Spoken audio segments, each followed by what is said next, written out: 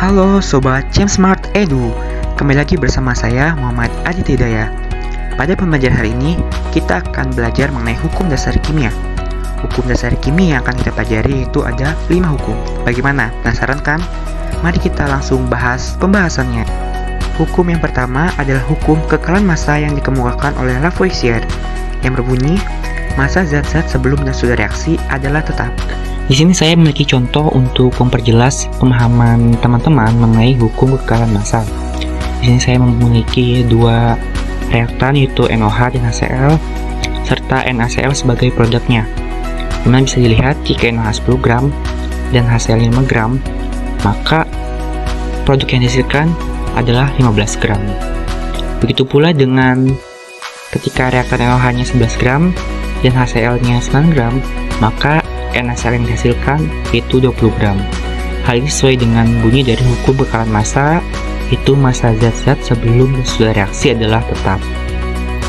Hukum yang kedua adalah hukum perbandingan tetap yang dikemukakan oleh Proust, yang berbunyi bahwa perbandingan massa unsur-unsur dalam senyawa adalah selalu tetap walaupun berasal dari daerah yang berbeda dan dibentuk dengan cara yang berbeda-beda.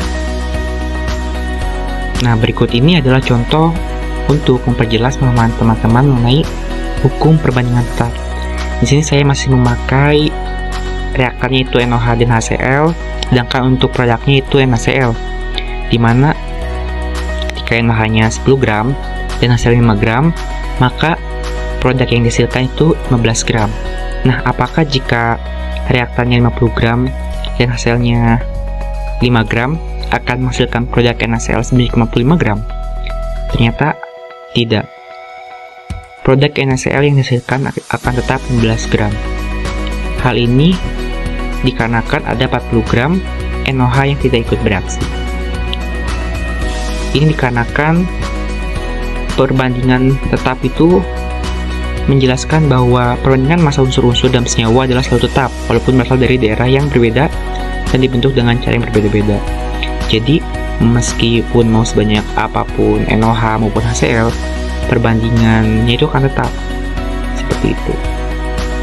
Hukum yang ketiga adalah hukum perbandingan berganda yang dikemukakan oleh Dalton, yang berbunyi, apabila dua unsur dapat membentuk lebih dari satu senyawa, maka perbandingan massa unsur yang satu yang bersenyawa dengan unsur yang lain tertentu masanya adalah bilangan bulat dan sederhana.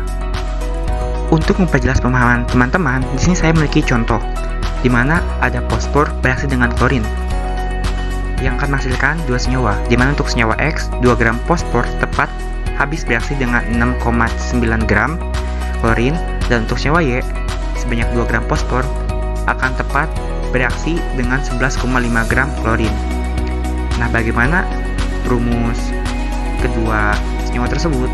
Di sini kita bisa lihat bahwa perbandingan klorinnya itu adalah 6,9 banding 11,5, di mana 3:5. Sehingga untuk rumus dari senyawa yang dihasilkan adalah PCl3 dan PCl5. Hukum yang keempat adalah hukum perbandingan volume yang dikemukakan oleh Gay-Lussac, yang berbunyi, jika diukur pada suhu dan tekanan yang sama, maka volume gas yang bereaksi dan gas hasil reaksi berbanding sebagai bilangan bulat dan sederhana. Untuk menambah pemahaman teman-teman, di sini saya akan menjelaskan contoh dari percobaan yang telah dilakukan oleh Gay-Lussac, yaitu dengan mereaksikan H2 dan O2 untuk menghasilkan H2O. Pada percobaan ini, Gay-Lussac melakukan dua perlakuan, yaitu ketika volume H2 yang tetap dan ketika volume O2 tetap. Bisa dilihat bahwa pada volume H2 tetap, di saat O2-nya mencapai 10 mili, maka H2 yang dihasilkan itu 20 mili. Kemudian dapat lihat pada tabel satunya itu pada O2-nya tetap, ketika H2-nya mencapai 20 mili, maka H2O yang dihasilkan juga sebanyak 20 mili.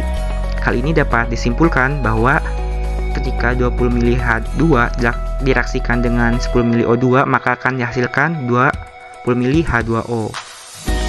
Kemudian, Gay-Lussac juga menyimpulkan bahwa pada suhu dan tekanan yang tetap, gas hasil reaksi dan gas-gas yang bereaksi berbanding lurus dengan koefisiennya dan dinyatakan dalam bilangan bulat yang sederhana.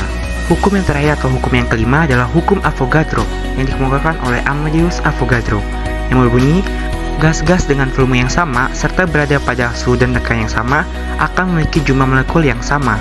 Untuk lebih jelasnya, dapat memperhatikan contoh berikut, di mana seperti kita tahu, Avogadro menjelaskan bahwa pada suhu dan tekanan yang sama, volume gas sama dengan jumlah molekulnya. Di sini ada reaksi antara nitrogen dan oksigen yang menghasilkan NO2, di mana jika dibutuhkan 1 liter nitrogen dan 2 liter gas oksigen untuk menghasilkan 2 liter gas nitrogen dioksida. Hal ini dapat menjelaskan bahwa untuk menghasilkan 2 molekul NO2 atau nitrogen dioksida membutuhkan 1 molekul gas nitrogen dan 2 molekul gas oksigen. Hal ini sesuai dengan hukum Avogadro, yaitu pada suhu dan tekanan yang tetap, maka volume gas-gas akan sama dengan jumlah molekulnya. Tidak terasa, kita telah sampai pada akhir pembelajaran. Bagi teman-teman yang masih belum paham, dapat bertanya dengan menghubungi saya dengan kontak di bawah ini. Terima kasih, sampai jumpa pada video pembelajaran selanjutnya. Dadah!